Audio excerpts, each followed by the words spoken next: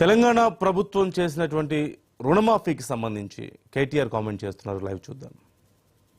రైతులు రుణమాఫీ జరిగిన విషయం వాస్తవమే అయితే కొడంగల్లో ఏ ఊరో నువ్వే డిసైడ్ చేయి, పోదాం. కేవలం కొడంగలే కాదు, మేము వదిలిపెడతా అనుకుంటున్నామేమో. మా నాయకులందరికీ నేను ఈరోజు పిలిపిస్తా ఉన్నా ఈ పత్రికా సమావేశం ద్వారా.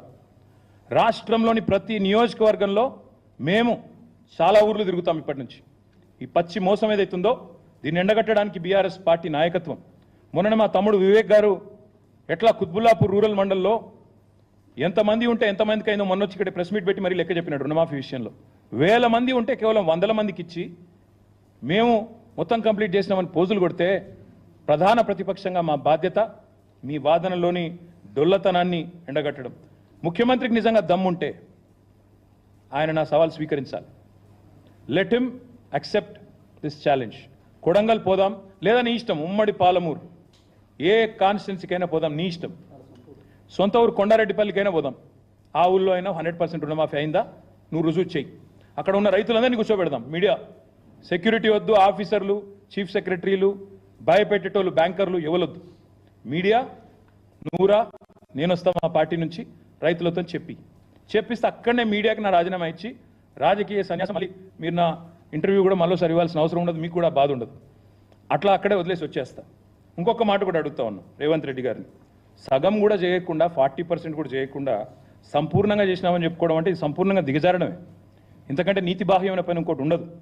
వాళ్ళ రుణమాఫీ కాలేదు, వాస్తవం. రైతు బంధు రాలేదు. ఎవరిని అడిగినా రైతు చెప్తాడు నీకు. ఇవాళ చాలామంది రైతుల ఆందోళనలో ఉంటే లక్షలాది మంది రుణమాఫీ కాక నువ్వేమో సంబరాలని చెప్పి సన్నాయి నొక్కులు నొక్కితే డెఫినెట్గా రైతుల్లోంచే నువ్వు ఫీల్డ్కి వస్తే నీకే తెలుస్తుంది. అందుకే అనేది నేను, సెక్యూరిటీ లేకుండా రా, అధికార గణం లేకుండా, మంది మార్బలం లేకుండా రా, పోదాం. కొండారెడ్డి పల్లెకి పోదామా, ఇంకో ఊరికి పోదాం. తప్పకుండా అన్ని విషయాలు రైతులే చెప్తారు.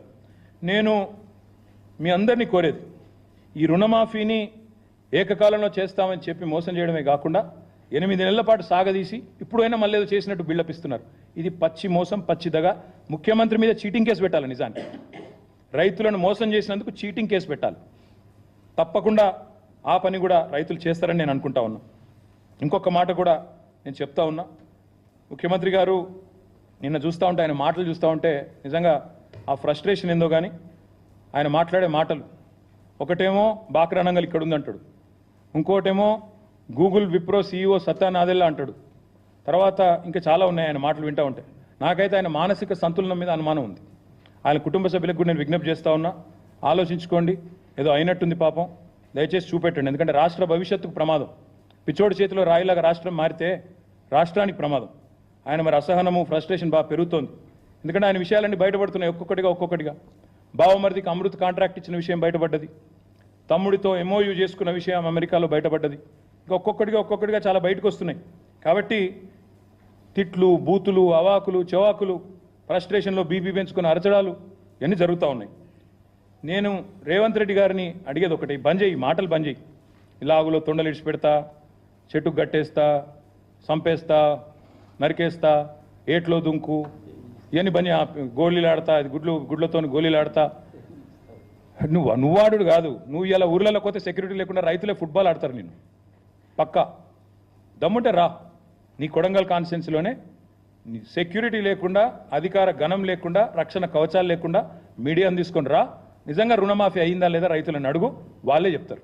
ఇంకొక మాట కూడా నేను అంటా ఉన్నాను, ఇంత దివాలా కోరు ముఖ్యమంత్రి, ఇంత దిగజారుడు రాజకీయం. నేను హరీష్ రావు గారు ఏమన్నాడండి? హరీష్ రావు గారు నిన్ను 15 ఆగస్టు లోపల రుణమాఫీ చెయ్యి, 6 గ్యారంటీలు అమలు చెయ్యి, 100 రోజుల్లో చేస్తా అన్నావు, చెయ్యి, చేస్తే నేను రాజీనామా చేస్తా అన్నాడు. ఇలా 2-3 చిల్లరగాలు పోస్టర్లు పెట్టింది హరీష్ రావు గారి మీద. అయిపోయింది రుణమాఫీ, నువ్వు అర్జెంటుగా రాజీనామా చేయి. ఎక్కడైంది రుణమాఫీ? చెప్పి చూస్తా, ఏ ఊర్లోకి వచ్చి చెప్పిస్తారో చెప్పండి. కాంగ్రెస్ వాళ్ళు ఎవరు వస్తారో రండి. ఇంకా మళ్ళీ ఏదో చర్చకు రాజీనామా చేయి, ఇంకా ఇష్టం వచ్చిన మాటలు. అధికారంలో ఉంటే పంది అయినా అందంగా కనబడుతుంది. ఇవే ఆ మాటలు ఒక ముఖ్యమంత్రి, ఉప ముఖ్యమంత్రి మాట్లాడాల్సిన మాటలు.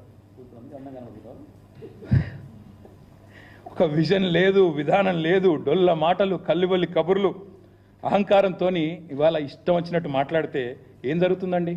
అమర్ రాజా బ్యాటరీస్ జయగల్లా గారు చెప్తున్నారు. నేను ముందే చెప్పాను, అసెంబ్లీలోనే చెప్పాను, ఒక ముఖ్యమంత్రి పిచ్చోళ్ళగా మాట్లాడితే నా రాష్ట్రం దివాలా తీసింది, అప్పుల పాలైపోయింది, పైకి మంచిగున్న లోపల ఎయిడ్స్ పేషెంట్లు ఎక్కున్నది, క్యాన్సర్ పేషెంట్లు ఎక్కున్నది అని ముఖ్యమంత్రి పిచ్చోళ్ళగా మాట్లాడితే డౌట్స్ వస్తాయి స్వామి ఇన్వెస్టర్స్లో. ఆయన అన్నాడు, జయగల్లా గారు ఏమన్నారు, I'm not doubting the intent, I'm not doubting the intent, but I doubt there ability to fund or deliver on the incentives promised. అంటే ఏంది, మీ ఉద్దేశం నేను తప్పుపడతలేను, ఇస్తారా ఇయ్యరా అనుకుంటలేను, కానీ మీ దగ్గర పైసా ఉందా లేదా నాకు డౌట్ వస్తుంది. ఎందుకంటే మీరే తెల్లారలేస్తే దివాలా తీసింది, అప్లపాలైపోయింది, క్యాన్సర్ పేషెంట్, ఎయిడ్స్ పేషెంట్ అని రాష్ట్రాన్ని తెల్లారలేస్తే ముఖ్యమంత్రి ఉప ముఖ్యమంత్రి శాపనార్థాలు పెడితే ఇట్లే ఉంటుంది మరి. అందుకే నేను వారిని అనేది, ఈ మాటలు బంద్ చేయండి. ఈ పెడదాం అనుకున్న వీడియోలు కానీ మళ్ళీ మీకు కూడా బోర్ కొడుతుందని పెట్టలేదు, కానీ నిజంగా నాకు ఆయన మానసిక సంతులనం మీద డౌట్ ఉంది. ఎట్లా తయారైందంటే సచివాలయం కింద నిజాం నిధులు ఉన్నాయంటాడు. కేసీఆర్ గారు ప్రగతి భవన్ నుంచి సొరంగం తవ్వుకపోయింది అంటాడు. ఆడపోయినాక లంకె బిందెలు ఏది ఉన్నాయేమో వచ్చినా లేవంటాడు. తర్వాత ఇప్పుడు సడన్గా దిల్సుఖ్ నగర్లో విమానాలు దొరుకుతున్నాయి అంటాడు. బాక్రానంగల్ ప్రాజెక్ట్ తెలంగాణలో ఉందంటాడు. దావోస్కి పోతేనేమో IT is a nuclear chain reaction అంటాడు. మాకు నిజంగా డౌట్ వస్తున్నది. ఇంకా విచిత్రం, పోనీ ఇదేమో తెలియక మాట్లాడండి అనుకోవచ్చు. ఇంకోవైపు అహంకారం. గ్రూప్ అభ్యర్థులు పరీక్షలు వాయిదా వేయండి, పోస్టులు పెంచండి అంటే వాళ్ళని సన్నాసులు అంటాడు. కోచింగ్ సెంటర్లు 100 కోట్ల రూపాయలు వాటి కోసం దండలాడుతున్నట్టాడు. గౌడన్నలను చెట్టెక్కిస్తాడు, కాటమయ రక్షా కవచం మీద పెట్టి చెట్లెక్కించి మీ కళ్ళ నీళ్ళని కలుపుతారని అడుగుతాడు. ఎవడన్నా ముఖ్యమంత్రి చేస్తారండి అట్లా? వాళ్ళ కులవృత్తిని వాళ్ళందరిని అవమానించే విధంగా వాళ్ళని చెట్లెక్కించేదో సర్కస్ లెక్క ఈయన కింద కూర్చొని మైకులల్లా మాట్లాడచ్చు అట్లా. ప్రైవేట్ స్కూల్లో టీచర్లు అందరూ ఇంటర్ డిగ్రీ ఫెయిల్ అయిన వాళ్ళు అంటాడు ముఖ్యమంత్రి. వాళ్ళు వీళ్ళు కాదు, ఎవరో తెలిసి తెలియక ఒక ఎమ్మెల్యేనో ఎంపీ మాట్లాడింది అనుకుంటే వేరు. ఆడికెళ్ళి వచ్చి అక్కలు ముంచుతారు, జూబ్లీ బస్ స్టాండ్ కాడ అడుక్కునే పరిస్థితి వస్తుంది అంటాడు. మళ్ళీ నిన్న బంజారాయిల్స్కి వచ్చిండు, మేము బంజారాయిల్స్ బస్ స్టాండ్ కాడ అడుక్కుంటాం. మొన్న జూబ్లీ బస్ స్టాండ్కి వెళ్ళి బంజారాయిల్స్కి వచ్చిండు. అందుకే అంటున్నా నేను, పాలననేమో చెత్తగుందని ప్రజలు చెప్తున్నారు.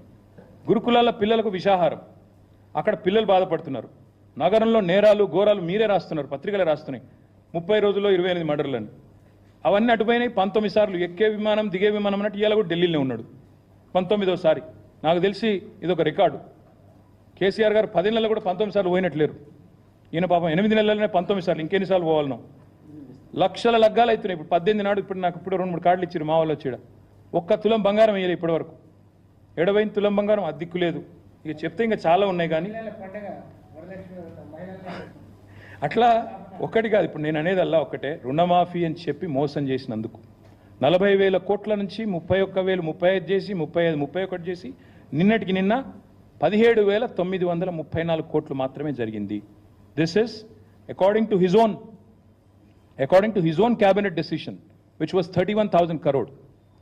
17,934 crore is I think about 46%. So ఇది ఏ రకమైన రుణమాఫీ, ఇది ఏ రకమైన చరిత్ర? నాకు అందుకే వీళ్ళకి అర్థమైందో లేదో కానీ నాకు తెలిసి రాహుల్ గాంధీ గారికి అర్థమైంది. ఇదేదో మోసం ఉంది అని చెప్పి ఆయన కూడా మీటింగ్కి రాలేదు. రమ్మన్నాడు మీటింగ్కి, ఆయన కూడా డుమ్మా కొట్టిండు. ఏదో మోసం ఉంది, ఆడికి వస్తే రైతులు ఏమైనా అంటారేమో అని చెప్పి మొత్తంగా తప్పించుకున్నాడు. ఒక ఎగ్జాంపుల్ మీకు చెప్తాను, ఎందుకంటే ముఖ్యమంత్రి జిల్లా కాబట్టి చెప్తున్నా.